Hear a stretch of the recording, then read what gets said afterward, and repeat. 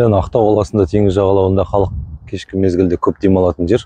Сондықтан халықтың барлығы емес, енді арасында бар осы қоқыс қалдықтарын көп тастап кетеді.